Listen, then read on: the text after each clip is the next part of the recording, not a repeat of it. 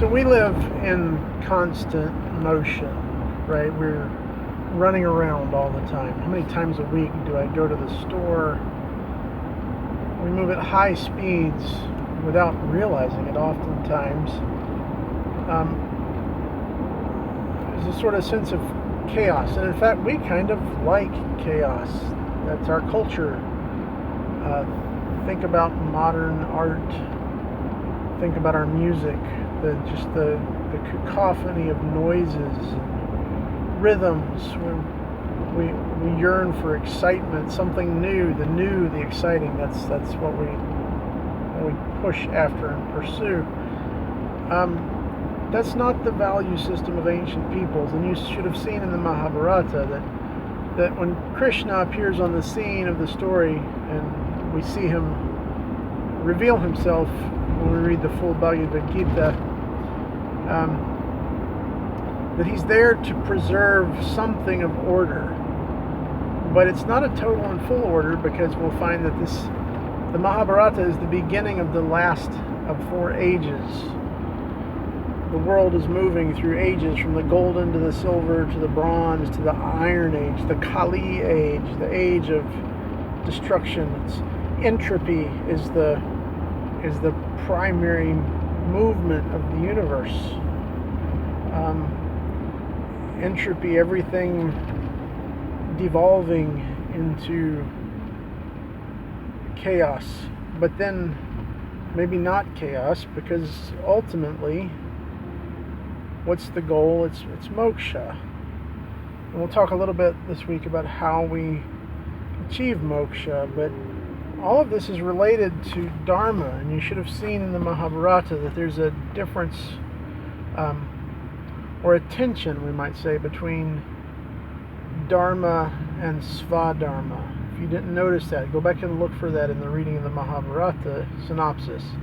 Svadharma is the individual's purposes and actions in life, their place because of their caste, their vocation, the things they're intended to do, their individual dharma.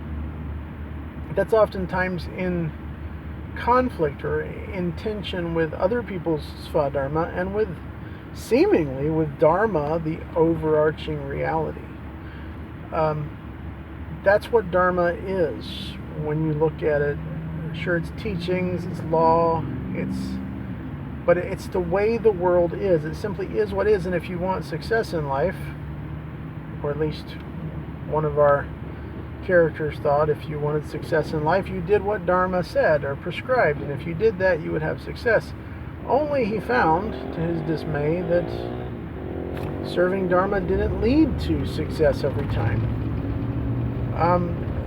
He was defeated in battle, not by a better soldier. That might be karma. He was defeated in battle by a mud hole. His wheel sank. That wheel image is important. The wheel of his fortunes got caught up. It sank into the mud hole, and this leads to his demise in battle, right? It's chaos. Because sometimes to restore dharma, Vishnu has to enact adharma, the breaking of dharma. So it's this complex reality that is dharma. Some interpretations can be almost fatalistic. Other interpretations can be very hopeful. The hopeful interpretation says that ultimately everything, we'll find that Houston Smith, the scholar of religion, has a very optimistic view of Hinduism. He says the heart of Hinduism is that you can have what you want. But what do you want? Well, ultimately you want moksha. You want union with the ultimate reality. And no worries, even if you pursue pleasure now or you pursue success now, one day you'll find what the true desire is. The true desire is moksha. And you'll eventually get there. We'll all eventually get there. That's the sort of hopeful side of Hinduism, that no matter what happens, no matter how bad you feel about what happens in the moment, to your jiva, to your individual soul, the Atman within you is not disturbed, and it will ultimately be joined to Brahman, and like a drop into the ocean will be absorbed and made complete and whole. But there's a tension with that on two levels. One is the bhakti, the devotee says, well, I don't want to be one with the universe. I want to worship the universe, to admire it, to love it, to be in relationship with it, with the oneness that is Brahman. And so there's that tension. But another tension is some interpretations of Dharma, the way the world is, everything's moving cyclically to being united in this not only individual process of life, death, and rebirth that happens to everyone until they escape into moksha, but the question becomes, is moksha really the end? Or do we all join to Brahman, everything is made one, the great monad is finally kind of realized, and that goes on for eternity? Well, some interpretations of Hinduism say no. The whole of the universe is caught in the cycle of samsara. Samsara is the nature of existence. Everything is caught in this cycle of unification and then plurality, and movement back towards unification and then explosion into plurality. And so Dharma becomes questionably either a great hope or a great sort of fatalism. Everything is ultimately eternally stuck in cycles. Almost some interpretations of Hinduism are almost like, I don't know if you've ever seen models of the universe that are like kind of a rebounding sort of universe. So there's this singularity that explodes and expands and forms all of the universe, and then begins to implode and reduces and reduces and reduces and is drawn back together into the singularity and then explodes again. Some interpretations of Hinduism go that way. One might even question, is entropy, is the image of sea the ultimate reality for the Hindu? The seas of chaos upon which the gods float. So there are multiple interpretations of this. But within those multiple interpretations, Dharma means the way things are. And that word is incredibly important. It's going to be central to Buddhism as well. The difference is going to be what Dharma is. And for most Hindus, Dharma is somehow closely tied to or directly connected to the caste system.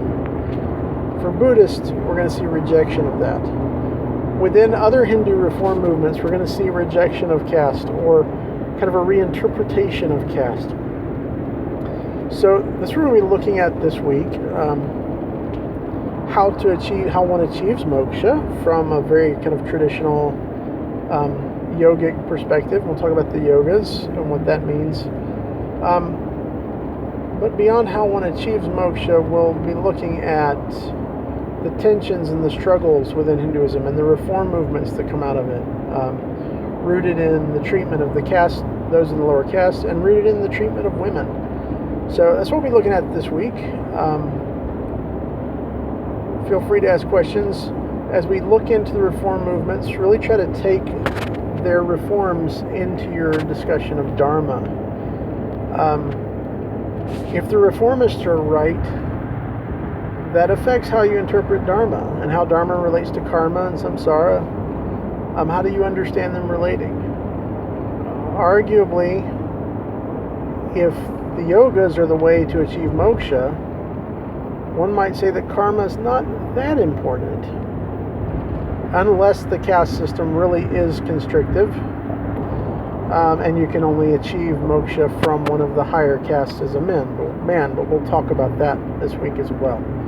So, several things that determine how this can all be interpreted, several things that go into understanding how the world works. Well, how Dharma works, because what Dharma means is the way the world works.